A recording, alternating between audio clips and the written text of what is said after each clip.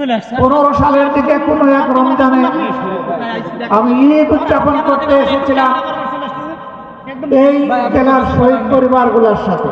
কিছু করার নেই, সকাল 9:30 থেকে মিডিয়াকে তো দিতে হবে, অথবা সকাল 10টা থেকে রাত 9:30 পর্যন্ত আমি এই জেলার ভাঙ্গাচোরা খানা খন্দকে ভর্তি রাস্তাগুলা দিয়ে গাড়ি ফেলে আমি এবং আমার সঙ্গী 2টা মোটরসাইকেলে চড়ে সারা জেলা ঘোরার চেষ্টা করেছি।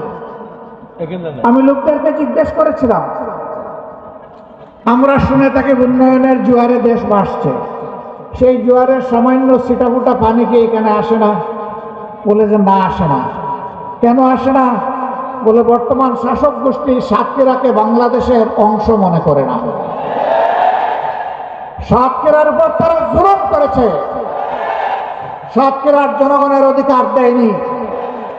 মানুষ খুন করেছে, গুম করেছে, পঙ্গু বানিয়েছে, ইজ্জতের উপর হাত দিয়েছে, সম্পদ লুণ্ঠন করেছে এবং মানুষকে কার্যত তারা তাদের দাসে পরিণত করেছে। কম বেশি এই চিত্র ছিল বাংলাদেশের। সবচেয়ে খারাপ অবস্থা ছিল সাতক্ষীরা।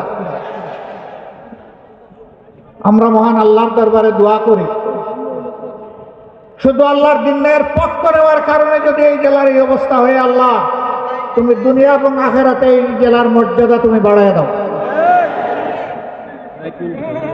প্রিয় সহকর্মী বৃন্দ, বাংলাদেশ জামাতে ইসলামী আল্লাহ এবং জনগণের কাছে প্রতিশ্রুতিবদ্ধ যে এই জমিনে আমরা ইনসাফ কায়েম করতে চাই, আমরা দুর্নীতিমুক্ত একটি বাংলাদেশ গড়তে চাই,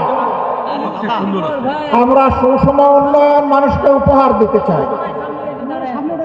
আমার জেলায় প্রধানমন্ত্রী আছে, তাই সব কিছু এইদিকে জোয়ারের পানিতে চলে আসবে, এই বাংলাদেশ আমরা দেখতে চাই না।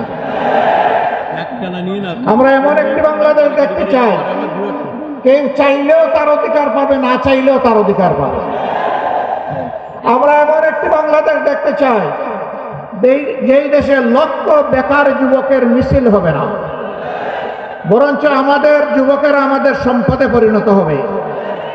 তাদের হাতে মূল্যহীন এক টুকরা সার্টিফিকেট ধরিয়ে দেওয়া হবে না, বরঞ্চ শিক্ষা সমাপনীর সাথে সাথে তাদের হাতে কাজ তুলে দেওয়া হবে।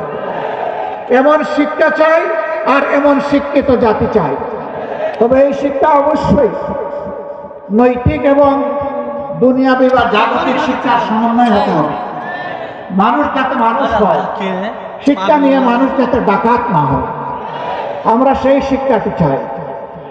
আমরা এমন একটি দেশ চাই, যে দেশে আমাদের মা বোনেরা নিঃসংকোচে যেমন ঘরে সুরক্ষিত থাকবেন, কর্মস্থলেও সুরক্ষা পাবেন, রাস্তাঘাটেও সুরক্ষা পাবেন। তাদের দিকে কোনো খারাপ লোক চোখ তুলে তাকানোর কসরত পাবে না। তারা ইজ্জতের সাথে, মর্যাদার সাথে, তাদের দক্ষতা দিয়ে দেশের উন্নয়নে তারাও ভূমিকা রাখবে। নবী করিম সাল্লাল্লাহু আলাইহি ওয়াসাল্লাম মানব জীবনের সবচেয়ে ঝুঁকি